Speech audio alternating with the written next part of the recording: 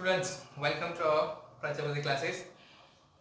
हम अपना chapter number 1 number systems को आगे बढ़ा रहे हैं। आज टर्न है हमारी एक्सरसाइज 1.3 यानी एनसीईआरटी। कल हमने इसके इंट्रोडक्शंस 1.3 किया था। आज हम लेंगे एक्सरसाइज 1.3। तो हम स्टार्ट कर रहे हैं exercise 1.3 in NCERT. Question number 1, write the following in decimal form and say what kind of decimal expansion each has. Okay, यहाँ पर 1 2 3 4 5 6 हमारे पास 6 क्वेश्चन है। लेते हैं first question. In first the number 1, okay, 36 पे 100, it's easy question.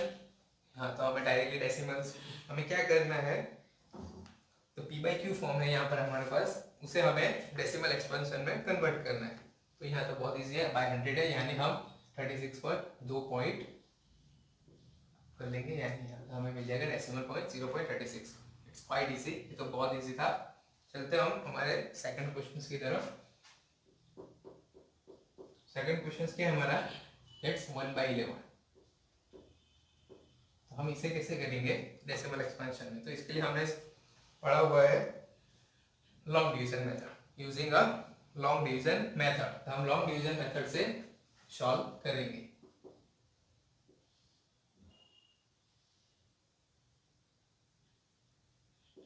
Eleven by 1, ठीक है। यहाँ पर 1 सब लॉन्ग डिवीजन मेथड से सॉल्व करेंगे पूरा। ओके, यहाँ पर कुछ नहीं है, 0 1 तो नहीं होगा, तो 0 पॉइंट,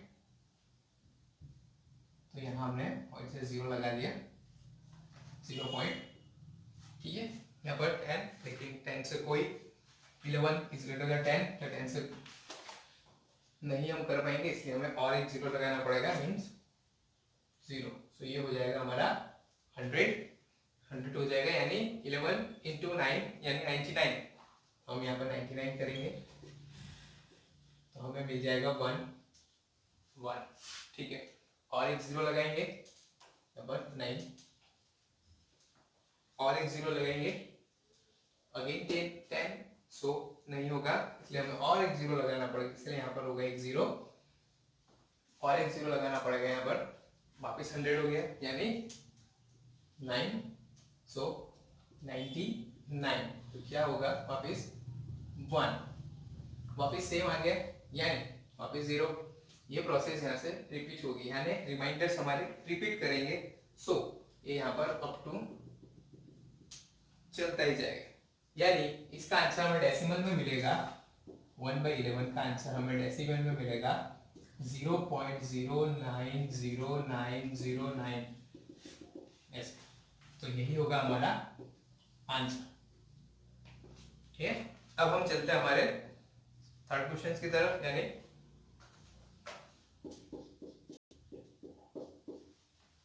4 इंटू 1/8। यहाँ पर क्या होगा, हम इसे सिंपली फॉर्म में लिख सकते हैं, आपको पता है 4 + 1/8, यानी 8 4 32 + 1 33/8, यानी इसका सिंपल फॉर्म हमने कन्वर्ट किया 33/8। अब 33/8 को लॉन्ग डिवीजन मेथड से सॉल्व कर सकते हैं, वो आपको करना है। इससे इजी क्वेश्चन। मैं नेक्स्ट क्वेश्चन की तरफ चलता हूँ। इट्स अ क्वेश्चन नंबर 5, और वो है 2/11। इसको हमें डेसिमल फॉर्म में कन्वर्ट करना है, इसके लिए हम लॉन्ग डिवीजन मेथड यूज करेंगे।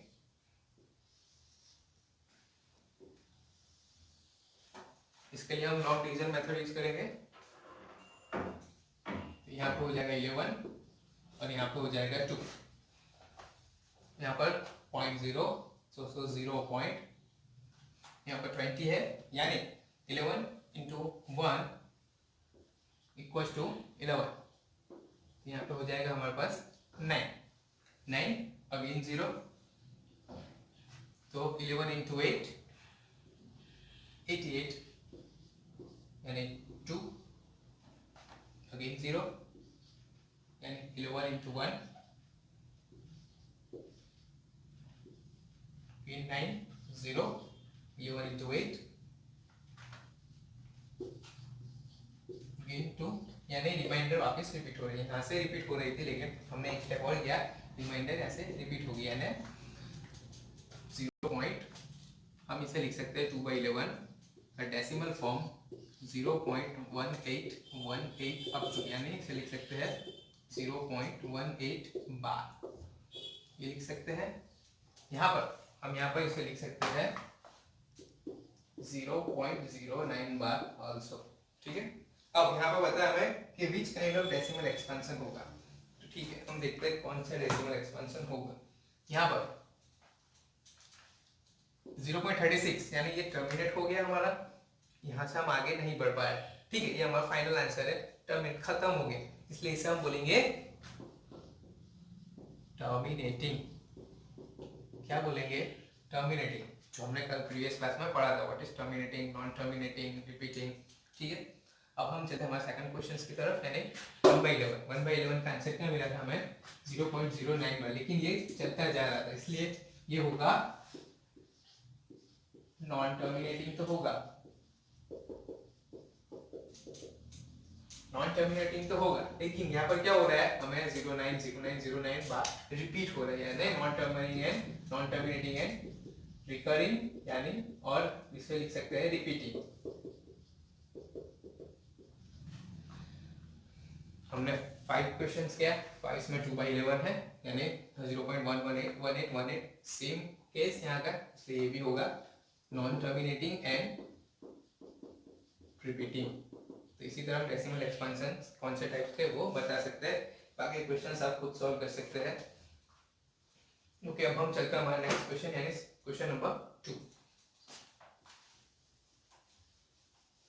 प्लीज नोट इट डाउन, आप नोट करते रहना फॉर वीडियो पॉज करके।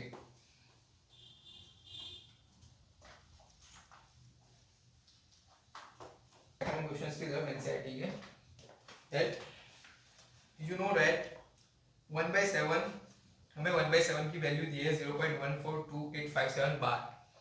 Can you predict that what the decimal expansion of 2/7, 3/7, 4/7, 5/7 and 6/7 and without actually doing the long division।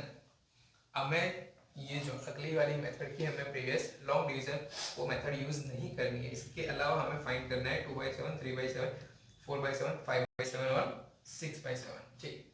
तो हमें क्या दिया है, क्वेश्चन नंबर 2 हमें दिया है 1/7 कितना दिया है 0.142857 और ये दिया है बार, यानी ये पूरा स्ट्रिंग पूरा ब्लॉक रिपीटेशन वाला है, यानी इतने वर्ड्स वापस रिपीट होंगे, तो रिपीटिंग ब्लॉक।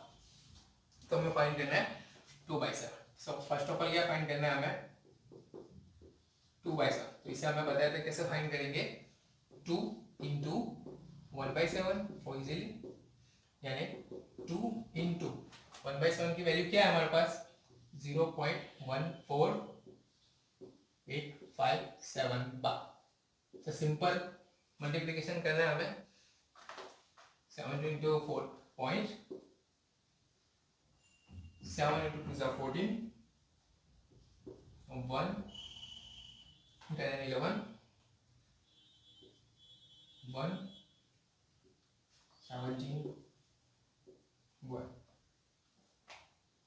5 2 8, यानी हमें मिल गया 285714। सही से लिख देता हूँ 285714 0 पॉइंट, और हमें पूरा बार लगाना नहीं होता क्योंकि पूरी वैल्यू रिपीट हो रही है, 28574 सिंपली मल्टीप्लाई करना 1428574 2 से।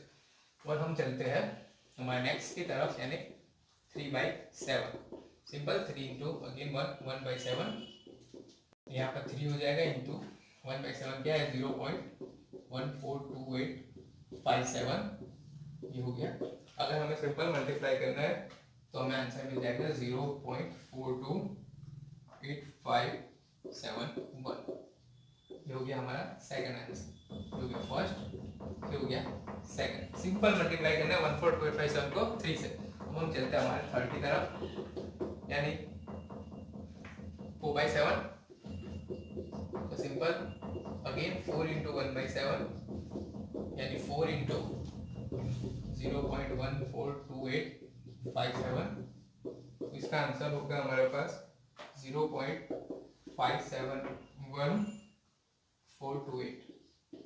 तो ये हो गया हमारा थर्ड का। 7 मल्टीप्लाई करके आप आंसर इसी तरह आंसर लिखाना आपको 5/7 और 6/7। ठीक है, ये भी कर देते हैं। 5/7, 5 into 1/7 यानी 5 into अगेन ये वाला हो जाएगा, और हमें इसका आंसर मिलेगा 0.71485 बार। 6/7 का आंसर हमें मिलेगा 6 into 1/7 यानी 6 into ये वाला ब्लॉक रिपीटिंग, और इसका आंसर मिलेगा 0.857142 by multiplying 6 into 0.142857। यानी ये भी सारे रिपीटिंग होंगे, मतलब ये रिपीटिंग ब्लॉक है तो हमारा ये भी रिपीटिंग ब्लॉक हो गया, मतलब सर्टेन टाइम बाद 8 के बाद 3 से 5714828 आएगा, अगेन 5714828 आएगा, रिपीटिंग ब्लॉक रिपीट होंगे जो हमने प्रीवियस में बात की। ये था हमारा क्वेश्चन नंबर 2। अब हम चलते हैं हमारा question number 3। So please note it down. लेकिन मैं इसलिए सारे करा रहा हूँ ताकि कुछ बच्चों को ऐसे समझ आ जाए, प्रैक्टिस करते हुए लिख के समझ आ जाए, इसलिए मैं सारे क्वेश्चंस करा रहा हूँ। हम लेंगे अब question number 3। Express the following in the form p/q where p and q are integers and q less than equals to 0। ये हमने प्रीवियस क्लास में एग्जांपल्स किए थे। फर्स्ट है हमारा 0.6 बार, ठीक है, 0.6 बार। तो इसे कैसे करेंगे हम?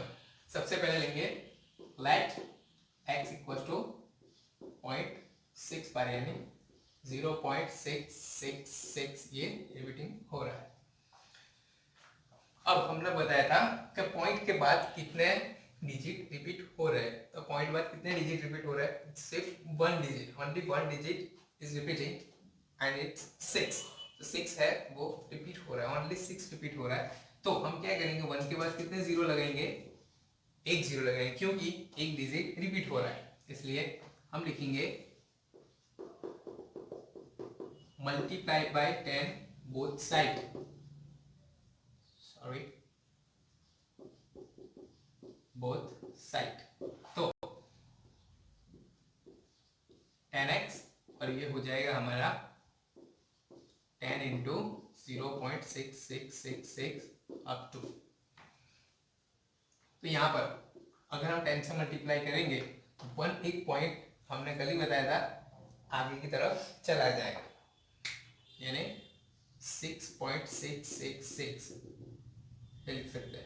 अब यहाँ पर हमने बताया था फ्रैक्शंस पार्ट को अलग करना है। अब फ्रैक्शन पार्ट को अलग कैसे करें? तो कई बच्चों को यहाँ पे प्रॉब्लम हो जाती है, नहीं पता चलता है कि आगे बढ़े कैसे, इसलिए मैंने बोला था आप इक्वेशन देखें। इक्वेशन में x है यानी 0.66 हमें लाना होगा यहाँ पर, क्योंकि हमें x की वैल्यू पुट करनी है। आप ऐसे याद रख सकते हैं, यानी मैं लिख सकता हूँ 6 प्लस 0.666 यानी 6 प्लस 0.6 बार, यानी 6 प्लस 0.6 बार क्या है? x। तो यहाँ पर हमारे पास ऑलरेडी 10x है, दैट ये x go to left side यानी 9x equals to 6 यानी x equals to 6/9 यानी divide by 3 तो 2/3, हमें x मिल गया 2/3। अब ये 2/3 क्या है? तो फॉर्म है 0.6 बार का p/q form. It's a easy question जो हमने कल किया था। अब हम चलते हैं हमारे सेकंड की तरफ। सेकंड क्या है? 0.47 बार, या 0.47 बार। इसे हमें p/q फॉर्म में प्रेजेंट करना है। 0.47 बार, यहाँ पर सिर्फ बार 7 पर है, 4 पर नहीं है। इसका मतलब ये है कि हमें सबसे पहले 4 को निकालना होगा या 4 का कुछ करना होगा। तो 4 को कैसे कुछ कर सकते हैं? सबसे पहले लेते हैं लेट x इक्वल टू 0.47 बार यानी 0.47777 यानी 7 रिपीट कर रहा है, 4 नहीं कर रहा है।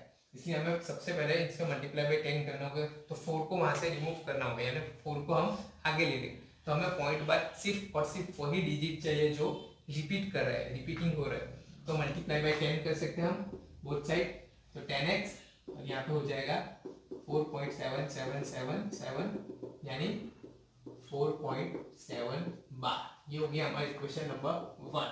अब यही इक्वेशन हमारी मेन इक्वेशन यही होगी। अब देखते हैं यहाँ पर सेम फॉर दैट, ये इक्वेशन की तरह, तो पॉइंट बाद कितना डिजिट रिपीट हो रहा है, सिर्फ 1 यानी 7 ही रिपीट हो रहा है, इसलिए 1 के बाद हम कितने जीरो लगाएंगे, सिर्फ 1 जीरो लगाएंगे, यानी मल्टीप्लाई बाय 10 बोथ साइड, तो यहाँ पे हो जाएगा हमारा 100x और यहाँ पे हो जाएगा 10 इंटू 4.7777, यानी ये कितना हो जाएगा हमारा 147.77777, तो ये हो जाएगा 47.7 बार। ठीक है, अब यहाँ पे हमें फ्रैक्शन पार्ट अलग करना है, तो फ्रैक्शन पार्ट अलग करने के लिए क्या करेंगे हम, 43 प्लस 447 बार, क्योंकि हमें x की वैल्यू 10x की वैल्यू यहाँ से हमारी मेन इक्वेशन जब ये हो गई, ये नहीं, यहाँ पर मेन इक्वेशन थी हमारी x वाली, यहाँ पर थी 10x पर, तो इसलिए हम 4.7 बार को अलग करेंगे, यानी 43 प्लस 10x। अब 10x यहाँ पर था हमारे पास 100x है ही, तो अब ये 10x 100x के यहाँ पर जाएगा, यानी हो जाएगा हमारा 90x by 43, तो x क्या होगा 43 by 90, ये हो गया हमारा p by q फॉर्म। किसका p by q फॉर्म हो गया यहाँ पर, तो ये हो गया हमारा 0.47 बार का p by q form 43 by 90। Same questions, सिर्फ यहाँ पर 4 की प्रॉब्लम थी, just one step is more 10x1, ये स्टेप ज्यादा है, यहाँ पर 4 को हमें रिमूव करना है, इसलिए हमें 10 से मल्टीप्लाई करना होगा। अब हम चलते हैं हमारे थर्ड की तरफ, यानी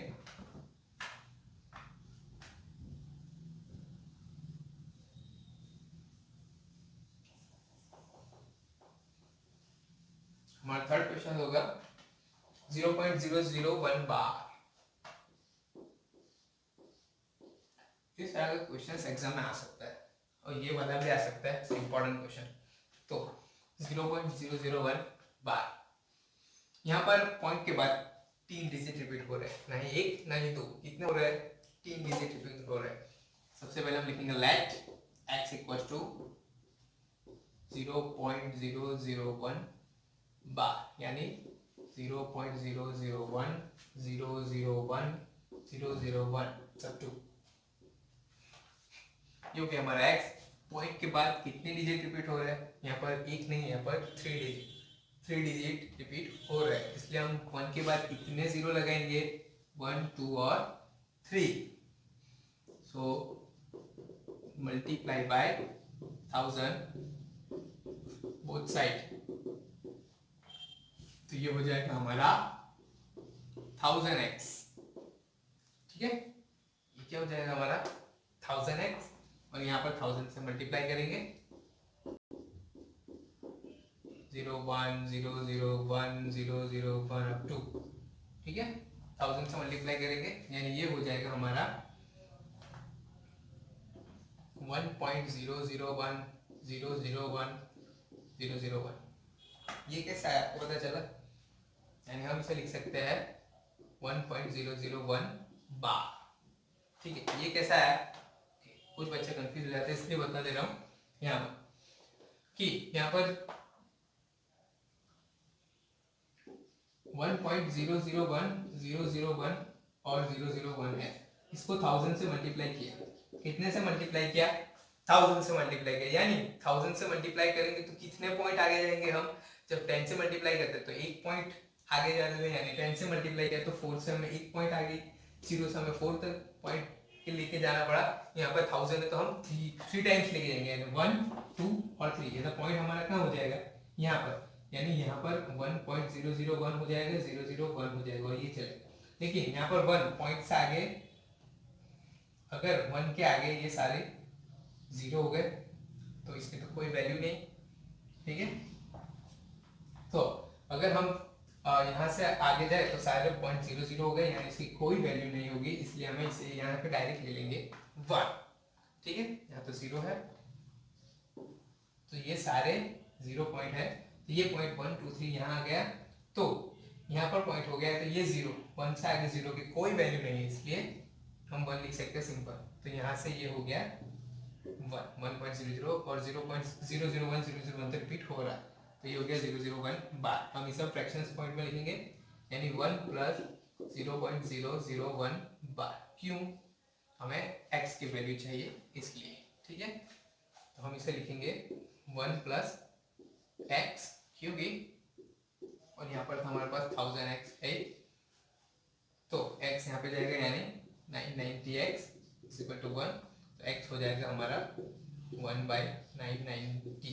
तो ये मिल गया हमारा आंसर जो p/q फॉर्म में है। मैं क्वेश्चन बार बार इसलिए रिपीट करके करा रहा हूँ ताकि कुछ बच्चों को ऐसे ही देखते समझ आ जाए। Repeat practice it's perfect, practice can be made perfect. यानी प्रैक्टिस करोगे आप तो कोई भी हार्ड क्वेश्चन भी आपको इजी लगने लगेगा, इसलिए मैं बार बार क्वेश्चंस करा रहा हूँ। ओके, अब हम चलते हैं हमारे नेक्स्ट क्वेश्चन की तरफ, क्वेश्चन नंबर 4। वीडियो पॉज करके आप नोट करते रहना।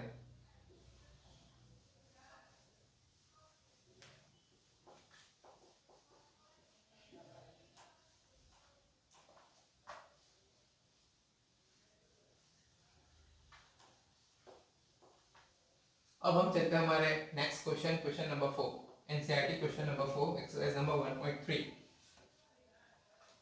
क्या है 4?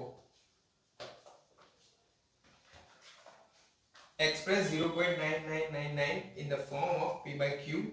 Are you surprised by your answer? With your teacher and classmate discuss why the answer makes sense. Okay, तो क्या सरप्राइज मिलता है क्या हमें, देखते हैं। तो क्वेश्चन नंबर 4 क्या है, देखिए 0.9999, इसे p/q फॉर्म में हमें लाना है। सेम मेथड अभी जो हमने की 3 बार की, अब हम चौथी बार भी वही करेंगे।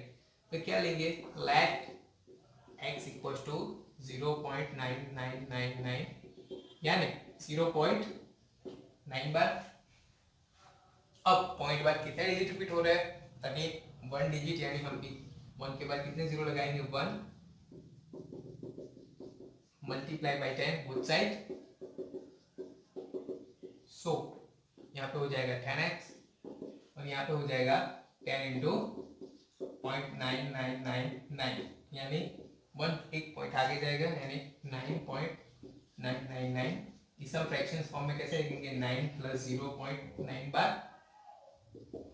सो 9 + 0.9 बार क्या है हमारा x, और यहाँ पर जो 10x है हमारे पास, यहाँ पे हो जाएगा 9x = 9 और x = 9/9, यानी 1। नहीं, x की वैल्यू तो हमारे पास 1 आ गई और हमारे पास था 0.999, यानी 0.999 = 1।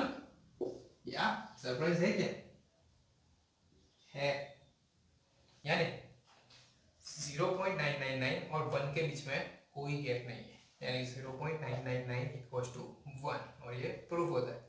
एक्चुअल में रियल थोड़ा सा माइनर सा प्रॉब्लम होता है, माइनर सा गैप हो जाए तो हम कहीं जगह पे इस अप्रोक्सीमेट वैल्यू लेते हैं, लेकिन यहाँ पर हमें अप्रोक्सीमेट वैल्यू नहीं लेंगे, ये इक्वल होता है जो हमने प्रूव किया है। तो यही हमारा सरप्राइज था। ओके, आप नोट कर लेना क्वेश्चन। अब हम चलेंगे हमारे next question, question number 5।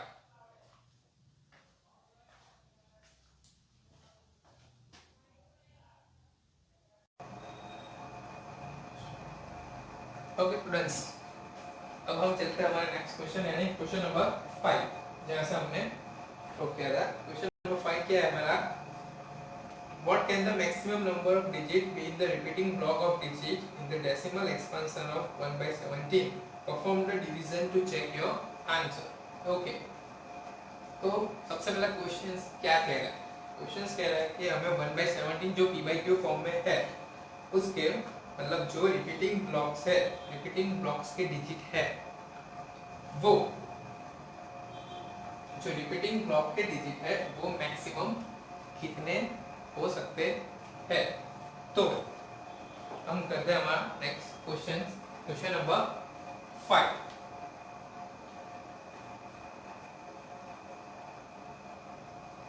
Okay, तो क्वेश्चन है 1/17। तो हमने कल ही इस इंट्रोडक्शन में पढ़ा था कि नंबर ऑफ डिवीजर और द रिपीटिंग ब्लॉक्स डिजिट, यानी जो ब्लॉक रिपीटिंग हो रहे हैं, यानी ये क्वेश्चंस की बात करें तो रिपीटिंग ब्लॉक हो रहा है और डिवीजर के बीच में क्या रिलेशन है वो हमने कल इंट्रोडक्शन में पढ़ा था। लेट मी रिमाइंड यू कि क्या है। तो the digits in the repeating blocks, जो डिजिट है रिपीटिंग ब्लॉक्स में जो डिजिट है, यानी number of repeating digit in the blocks is always less than the divisor. मतलब जो हमारे पास डिवीजर n हो तो रिपीटिंग ब्लॉक में डिजिट कितने होंगे?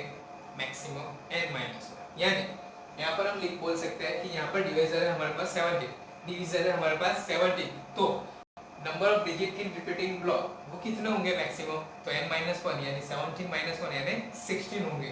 तो हम लिख सकते हैं कि maximum number of digit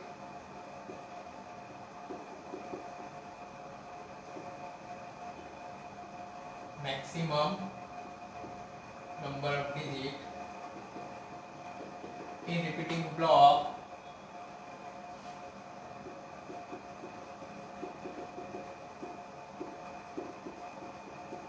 is in repeating block maximum number of digit in repeating block is 16, क्योंकि हमारे पास 17 डिवीजर, तो 16 क्या होगा हमारा maximum repeating block digit number.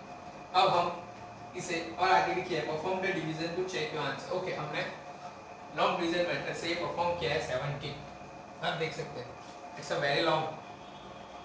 Okay, 17 यहाँ पर 1 है, 17 डिवाइडेड बाय 1, तो यहाँ पर 0.002885 5 150 136, यहाँ पर 7 * 40 7 2 34 60 3 51 5, ऐसे हमने पूरा डिवीजन मेथड किया है। यानी जब हम यहाँ पर आए तो हमें मिला 1, यानी वापस से हमें 1 मिल गया, तो रिमाइंडर रिपीट हो गया। अगर यहाँ पर 1 है तो यहाँ पर 10 होगा, 10 नहीं होगा यानी 0, यहाँ पर वापस 0 लगेगा, फिर यहाँ पे 0 यानी 85, यानी यहाँ पर अगेन 5 लगेगा। यानी यहाँ से हमारे पास ब्लॉक नंबर ऑफ डिजिट जो रिपीटिंग ब्लॉक में है वो रिपीट कर रहे हैं, यानी नंबर रिपीटिंग ब्लॉक रिपीट करने लगा यहाँ से 0 से, इसलिए हमने यहाँ से नहीं लिखा, यहाँ से हम लिख दें। यानी रिमाइंडर यहाँ से हमारे पास रिपीट कर रहा था, यहाँ से रिमाइंडर रिपीट कर रहा था, इसलिए हम यहाँ पर स्टॉप हो गए। यानी अब हम यहाँ पर काउंट करते हैं 1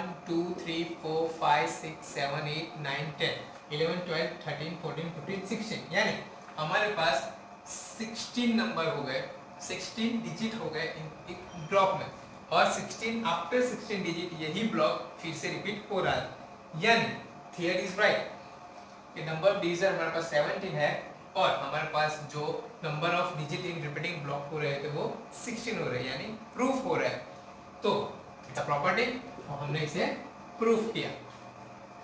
ये रहा हमारा क्वेश्चन नंबर 5, इसे नोट कर लेना।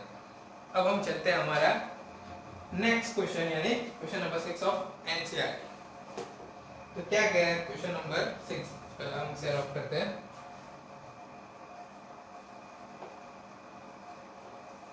ठीक है, question number 6, question number 6 is a interesting question.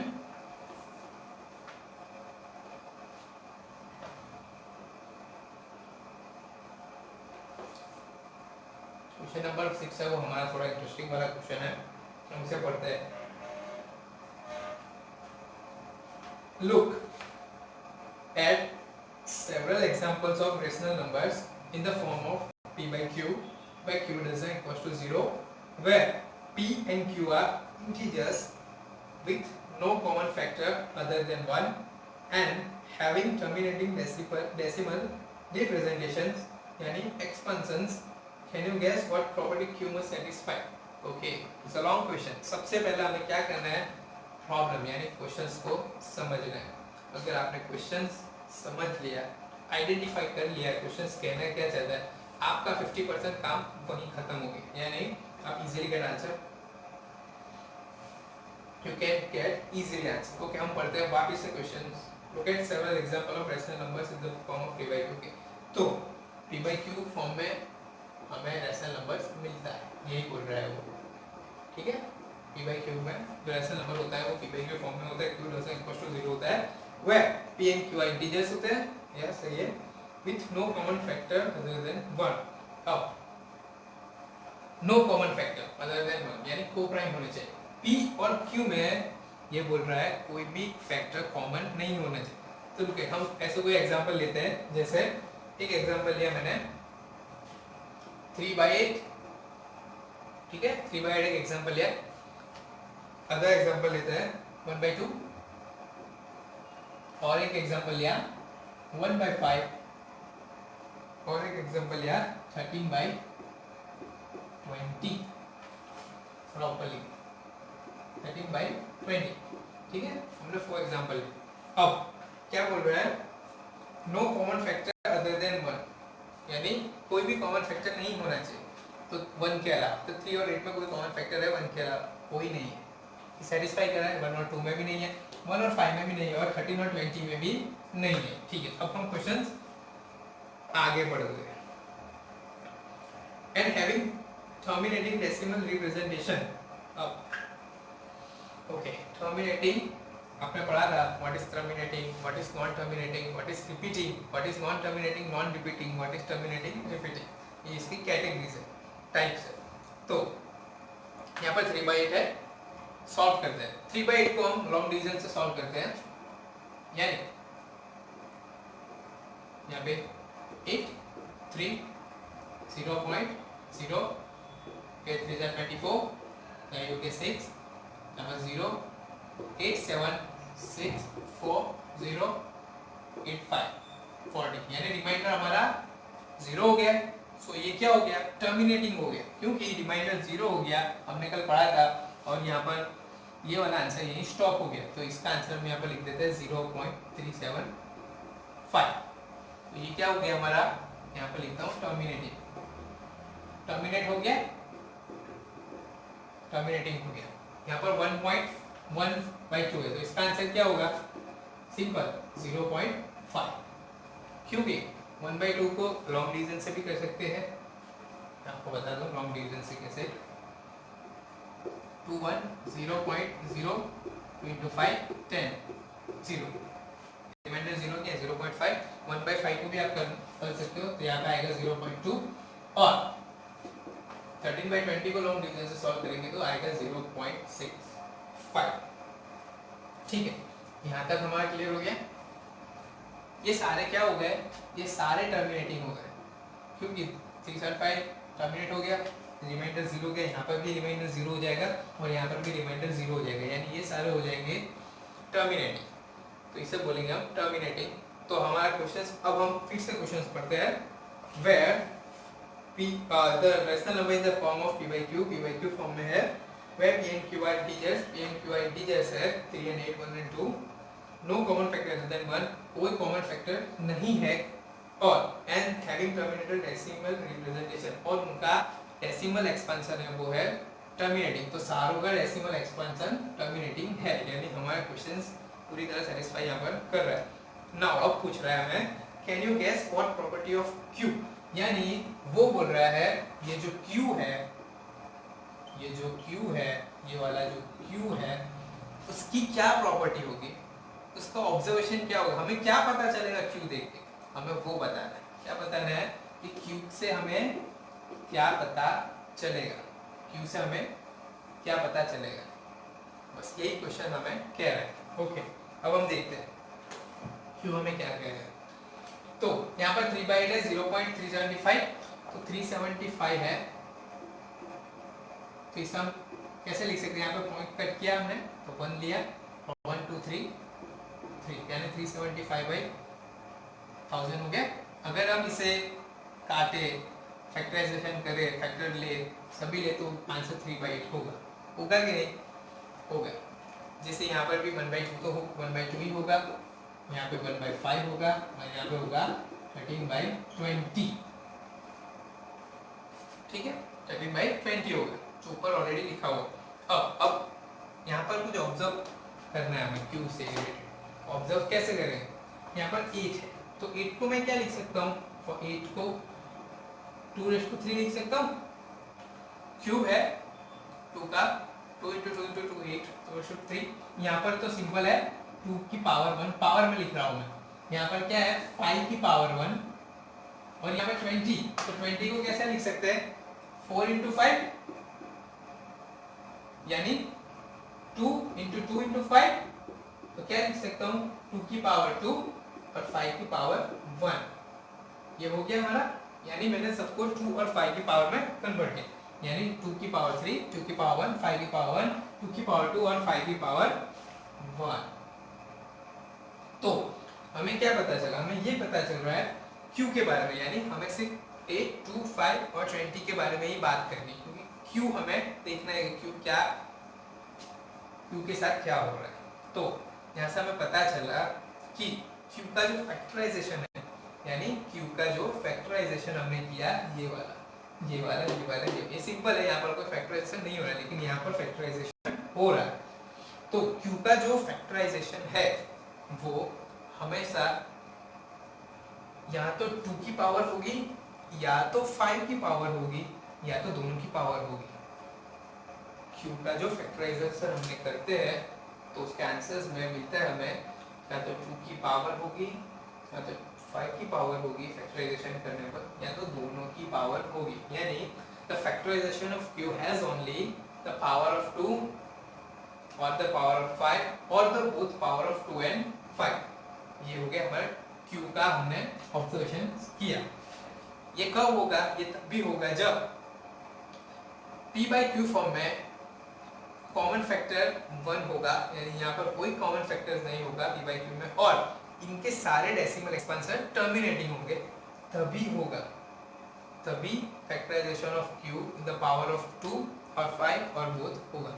ठीक है, हम इसे थोड़ा अच्छे से वर्ड्स में लिखते हैं, यानी Q का हमने क्या ऑब्जर्वेशन किया वो लिखते हैं। तो factorisation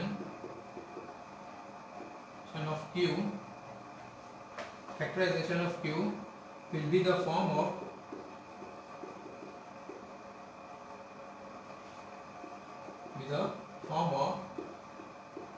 will be the form of 2⁵n and 5⁵m, where will be the form of where n m are whole number।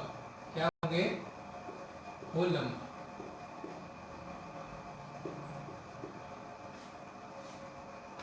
यानी factorisation of Q will be the form of 2⁵n and 5⁵m, यानी 2 की power और 5 की power में होगा, और n और m क्या होंगे होल नंबर, यानी 2 0 भी हो सकता है, यहाँ पर 2 नहीं है, यानी हम ऐसा लिख सकते हैं 2⁵0 और 5⁵1, यहाँ पर 5 नहीं है, यानी 2⁵1 यानी 5⁵0, तो होल नंबर हो गए n और m। यहाँ पर भी 5 0 हो सकता है और यहाँ पर 2 और 5 दोनों है।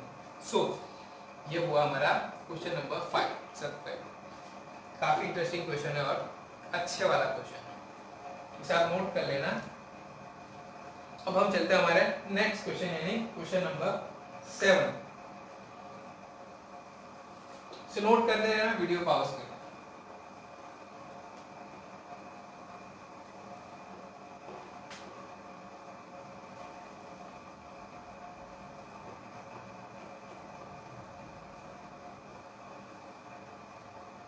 अब हम चलते हैं हमारा next question, question number 7। Okay, write 3 numbers whose decimal expansion are non terminating and not recurring। Oh easy questions, यानी हमें 3 ऐसे नंबर्स ढूंढने हैं जिसका टर्मिनल एक्सपेंशन नॉन टर्मिनेटिंग भी हो और नॉन रिकरिंग यानी नॉन रिपीटिंग। तो तो कोई भी लिख सकते हैं यहाँ पर। जैसे मैं लिख देता हूँ 0.1600 01600 16440 1600000, यानी ये हो गया एक और नंबर हमारा। ये हो गया हमारा क्वेश्चन नंबर 7। ये हो गया हमारा क्वेश्चन नंबर 7। तो 00 कुछ भी हो सकता है। अब हमें 3 नंबर लिखने हैं, यानी 0.20000020002000, यानी एक सेकंड नंबर हो गया। हम थर्ड लिख सकते हैं 0.320320032000 32122300। ये हो गया। कोई भी आप 3 नंबर्स लिख सकते हैं जो नॉन रिपीटिंग है और नॉन टर्मिनेटिंग है। It's easy question. अब हम देखते हैं हमारा क्वेश्चन नंबर 8। क्वेश्चन नंबर 8 क्या कहता है हमें? सबसे पहले हम क्वेश्चन रीड करेंगे। क्वेश्चन नंबर 8 है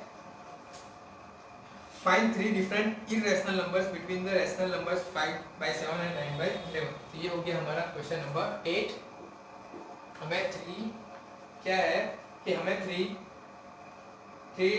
इरेशनल नंबर ढूंढने हैं 5/7 और 9/11 के बीच में, यानी 5/7 एंड 9/11 के बीच में क्या फाइंड करना है? 3 इरेशनल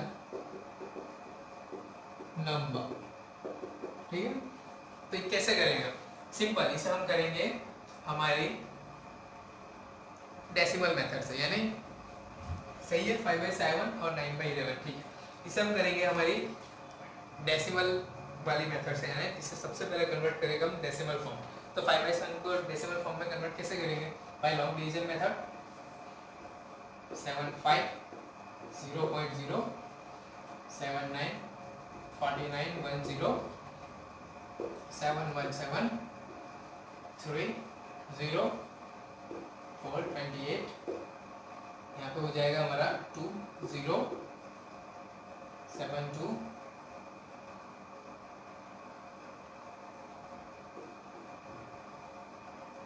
7 2। यहाँ पे होगा 7 into 7 49 नॉट 9, सॉरी। यहाँ पे 1 into 7, यहाँ पर 4 और यहाँ पर 2 और 20 हो गया, यानी 7 to 40 और यहाँ पे हो गया 6 0 7 8 5 6 4 0 4 0 7 5 35 मतलब 5। ओके, यहाँ तो 5 वापस आ गए, यानी 5 रिपीट हो रहे हैं, यानी इतने यहाँ पर यही ब्लॉक हमारे रिपीट होंगे। यानी हमें 5/7 की वैल्यू क्या मिल गई? 0.74285। रिमाइंडर वापस आ गया, यानी हमारी वैल्यू 0। इसी तरह हम 9/11 को फाइंड करेंगे। अगर हमने 9/11 को फाइंड किया तो हमें आंसर मिलेगा, चलो कर ले 90.0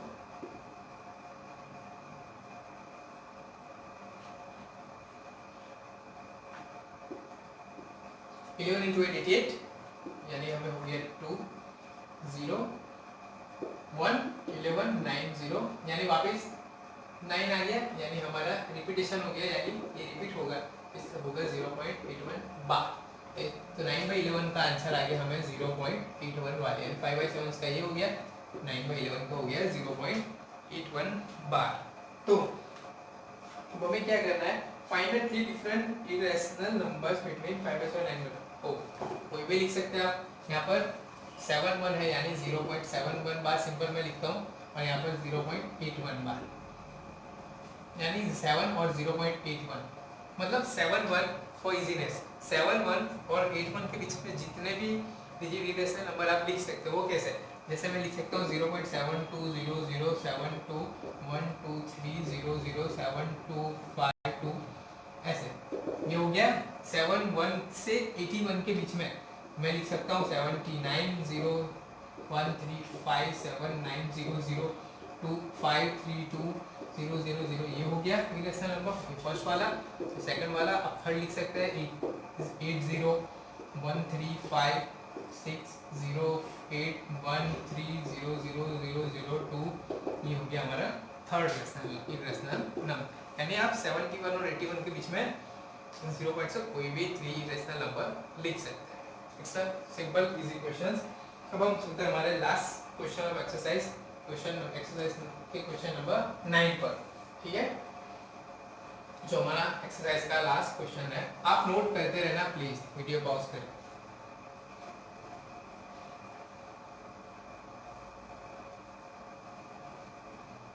अब हम चलते हैं हमारा last question, question number 5। Classify the following numbers as rational और इरेशनल। तो कौन से नंबर है वो लिख लेते हैं। पहले वाला है √23, अगेन है √225, थर्ड है 0.3796, ठीक है, फोर्थ है हमारा 7.478478, लास्ट वाला है हमारा 1.10, 100, 100, 100, 144, ये तो देखते ही पता चलता है आपको।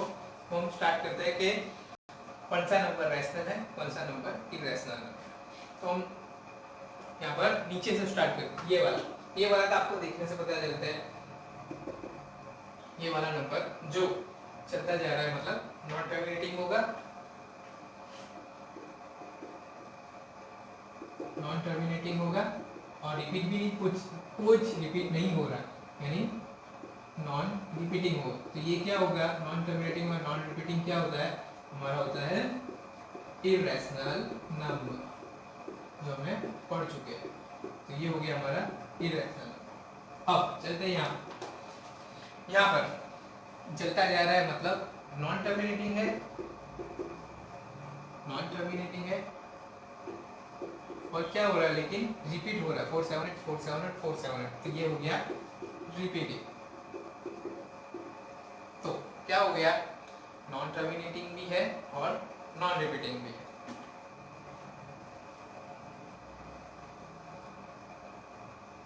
नॉन टर्मिनेटिंग भी है और रिपीटिंग भी है, तो ये क्या हो गया हमारा rational number. Non terminating repeating decimal है, इसलिए डेसिमल है, इसलिए बोलेंगे ये हो जाएगा हमारा रैशनल नंबर। ठीक है, ये हो गया हमारा रैशनल नंबर, इजी। ये दो काफी इजी है, हमने आगे पढ़ चुके हैं टाइप ऑफ डेसिमल से हमें पता चल जाता है कौन सा नंबर है रैशनल नंबर और इरेशनल। यहाँ पर टर्मिनेट हो जाता है, सबसे पहले तो टर्मिनेट हो जाता है। ठीक है, टर्मिनेट हो रहा है, इसका मतलब क्या हुआ, ये हो गया हमारा रैशनल नंबर। टर्मिनेट हो रहा है, टर्मिनेट डेसिमल है, इसलिए ये हो गया हमारा rational number.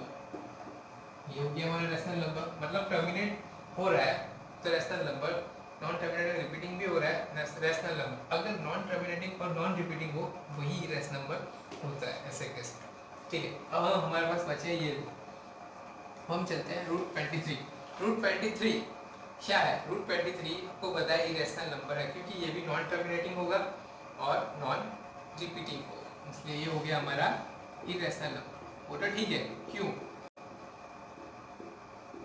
Irrational number, non terminating non repeating, क्यों, क्योंकि यह रूट, हमने प्रॉपर्टी पढ़ी थी √m, where m is not a perfect square और m is a positive integer. तो m यानी √m यानी 23 है, इंटीजर है, पॉजिटिव, यस है। और सेकंड प्रॉपर्टी क्या थी, परफेक्ट स्क्वायर नहीं होना चाहिए। तो यहाँ पर √m m है जो 23 और परफेक्ट स्क्वायर नहीं है, यानी 23 is not a perfect square. So ये हो गया हमारा इरेशनल नंबर। अब हम चलते हैं हमारा √225। अब यहाँ पर हमें पता नहीं है कि ये परफेक्ट स्क्वायर है क्या परफेक्ट स्क्वायर नहीं है, तो हम इसे कैसे कह सकते हैं कि ये कौन सा ये परफेक्ट स्क्वायर है या नहीं। तो इसके लिए हमें पास मेथड है, हमें सारे परफेक्ट स्क्वायर तो याद नहीं हो सकते, काफ़ी दूर वाला परफेक्ट स्क्वायर है, इसलिए हमें याद नहीं हो सकते, इसलिए हम इसका क्या करेंगे, सिंपल फॉर्म फैक्टराइजेशन करेंगे। तो मैं यहाँ पर आपको फैक्टराइजेशन करके बताता हूँ। तो 225 का फैक्टराइजेशन हम 3 से करें तो 7 5 75 25 5 5 और 5, ठीक है। तो ये हमारे फैक्टराइजेशन हो गए, यानी 3 इंटू 3 यानी 5 इंटू 5। तो ये क्या हो गया हमारा 3 इंटू 5, कैसे, यहाँ से हो जाएगा 9 इंटू 25, 9 का 3 रूट और 25 का 5 यानी हो गया 15। तो हमारे पास 15 क्या है, 15 ये हो गया हमारा परफेक्ट स्क्वायर। 2 to 5 हमारा परफेक्ट स्क्वायर हो गया। 15 इज अ यानी under root 2 to 5 is a perfect square. ये हो गया हमारा रैशनल नंबर, ठीक है। ये हो गया हमारा रैशनल नंबर, ये परफेक्ट स्क्वायर है। तो ये हो गया हमारा रैशनल नंबर। यहाँ परफेक्ट स्क्वायर नहीं था 23, इसलिए हो गया हमारा इरेशनल नंबर। अगर यहाँ पर 2 to 5 से मैं और 3 मल्टीप्लाई कर दूँ तो ये हो जाएगा 675। तो 675 यानी 3 हो गया। तो यहाँ पर और एक रूट 3 होगा, क्योंकि यहाँ पर एक और 3 होगा, यहाँ पर और एक 3 होगा। तो ये हो गया, टोटल हो जाएगा 15 रूट 3। तो 15 रूट 3 हो जाएगा। इसलिए अब ये रैशनल नंबर नहीं है, क्योंकि 15 रूट 3 परफेक्ट स्क्वायर नहीं बना 675 का। सो ये इरेशनल नंबर हो जाएगा। बट यहाँ पर हमारे पास रूट 3 नहीं है, इसलिए परफेक्ट स्क्वायर, ठीक है। Please note it down. तो यहीं पर हमारी एक्सरसाइज 1.3 खत्म होती है। तो हम नेक्स्ट क्लास में पढ़ेंगे exercise number 1.4 introductions. Thank you.